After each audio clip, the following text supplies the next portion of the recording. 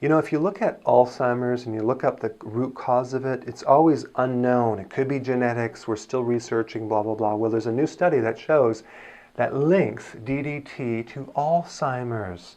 I mean, it's a significant correlation here. So that's fascinating. I use a principle in my office that seems to work, and that is that you always want to look for the obvious thing. And it's usually the obvious thing that it's like one of those, oh, of course, duh, why didn't I think of that? When you're trying to find the root cause. Don't look for something abstract, some genetic disorder, some defect in our DNA. No, it's the obvious thing. And what's obvious is that our environment is very toxic and polluted. DDT is linked to Alzheimer's. The question is, DDT was banned in 1972. Why is it now showing up in our brains?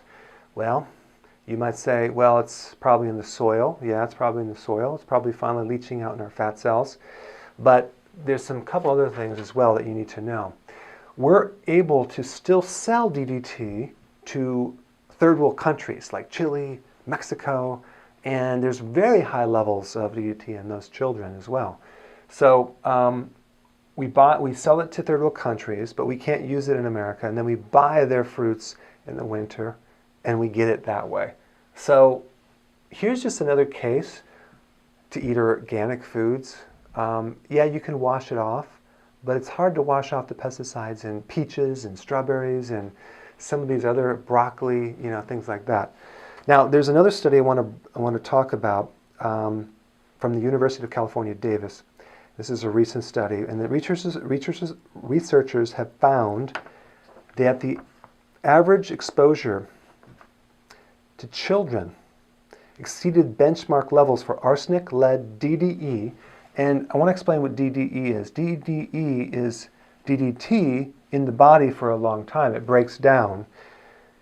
So they found that it exceeded the benchmark cancer levels for another thing called chloridane. That's like a termite killer pesticide that they banned way back, and I don't know how that's showing up in our soils. But the point is this: these chemicals are in our environment, and unless you do organic food, you are being exposed. It's going into our kids' food. It's going into our body. It's going to be a time bomb with cancer, Alzheimer's. It affects your brain. I really believe that a lot of these weird disorders and weird diseases are the obvious exposure to these chemicals.